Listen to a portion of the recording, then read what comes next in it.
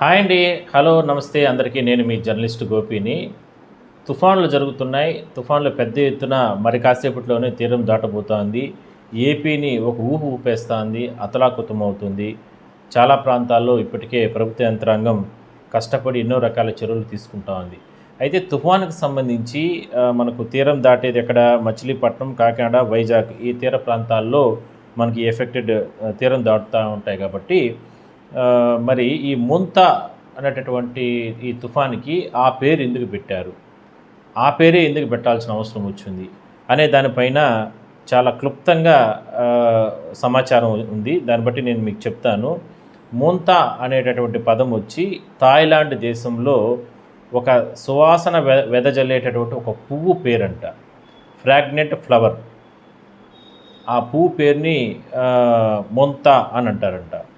ఇది వచ్చి హిందూ మహాసముద్రం డివిజన్ పరిధిలో మొత్తం మనకు 13 దేశాలు ఉంటాయి. థాయిలాండ్తో పాటు మన ఇండియా అవన్నీ పేర్లు చెప్తా నేను. బంగ్లాదేశు, మన India, Oman, Myanmar, Iran, Qatar, Pakistan, Saudi Arabia, Sri Lanka, Thailand, United Arab Emirates, Yemen, ఇట్లా ఇవన్నీ కూడా రీజనల్ సెంటర్స్ మనకు కంప్లీట్గా. దీనికి సంబంధించి వీళ్ళు ఎవరైతే ఈ సైంటిఫిక్గా దీని పేర్లు పెడతారో రీజనల్ స్పెషలైజేషన్ మెట్రాలజీ నిపుణులు అధికారులు ఎవరైతే ఉంటారో వీళ్ళు పేర్లు పెట్టేటప్పుడు ఈ దేశాలన్నిటినీ సమన్వయం చేసుకుని వాళ్ళతో అప్రోచ్ అవుతారు ముందుగానే. ఇట్లా అంటే ఈ సముద్రంలో ఈ విధంగా తుఫాను ప్రారంభమైన నేపథ్యంలో అంటే మనకు నిన్న మొన్న ఈ తుఫాన్ ఎఫెక్ట్ అనేది స్టార్ట్ అయింది. ఒక 2-3 నెలలకు ముందే సముద్రాల్లో మధ్య భాగాల్లోనే ఇవి స్టార్ట్ అవుతాయి.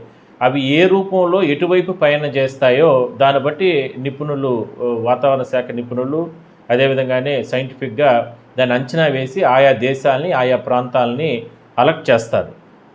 మనకు ఇది యాక్చువల్గా థాయిలాండ్ వెళ్ళాల్సింది, అలాంటిది మనకు ఇది ఈ తుఫాన్ అనేది మన ఎఫెక్ట్ పడింది కాబట్టి అప్పటికే 169 పేర్లతో ఈ దేశాలన్నీ కూడా సూచనలు చేస్తే పలానా పేరు పెట్టండి అని చెప్పి ఎవరైతే ఈ రీజనల్ స్పెషలైజేషన్ మెట్రాలజీస్ నిపుణులు ఎవరైతే ఉంటారో వాతావరణ శాఖ అంచనా వేసేవాళ్ళు వాళ్ళకు ఆ సలహా అంటే ఆ పేర్లు సూచిస్తే అందులో మొంతా అనేటటువంటి ఈ పదాన్ని పెట్టి తుఫానుకు నామకరణం చేయడం జరిగింది.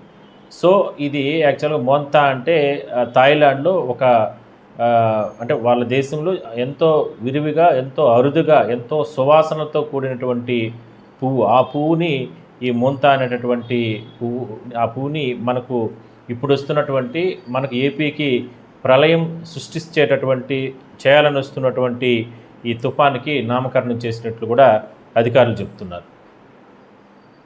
అంటే సహజంగా అందరూ కూడా మోంతా అయింది పేర్లు, ఎన్నో రకాల పేర్లు ఉంటాయి కదా, మరి తుఫానికి ఏంది మోంతా అనేటటువంటి పేరు పెట్టారు. ఇట్లా రకరకాలు కూడా చర్చ జరుపుకుంటూ ఉంటారు కదా. ఆ చర్చకి సంబంధించి నేను మీకు ఒక క్లారిటీ ఇద్దామనే ఉద్దేశంతోనే ఆ సమాచారాన్ని సేకరించడం జరిగింది.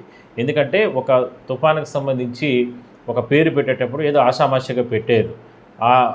అంటే ఆ సైంటిఫిక్గా ఉన్నటువంటి ఆ రీజనల్ ఏదైతే స్పెషలైజేషన్ మెట్రాలజీ నిపుణులు ఎవరైతే అంటే ఈ వాతావరణాన్ని అంచనా వేసేటటువంటి వ్యవస్థ ఏదైతే ఉంటుందో వాళ్ళు అన్ని దేశాలు ఆల్మోస్ట్ ఆ చుట్టుపక్కల ఆ సముద్రానికి ఆ చుట్టుపక్కల ఉన్నటువంటి అన్ని దేశాల వాళ్ళని అప్రోచ్ అయ్యి వాళ్ళ దగ్గర నుంచి కూడా కొన్ని పేర్లు, సూచనలు, సలహాలు అవన్నీ తీసుకున్న తర్వాత ఒక పేరు నిర్ణయిస్తారు. ఆ పేరే ఇప్పుడు వస్తున్నటువంటి తుఫాను మనకి ఏపీని ఇబ్బందులు పెట్టడానికి వస్తున్న తుఫాను పేరు మోంతాగా నామకరణం చేయడం జరిగింది.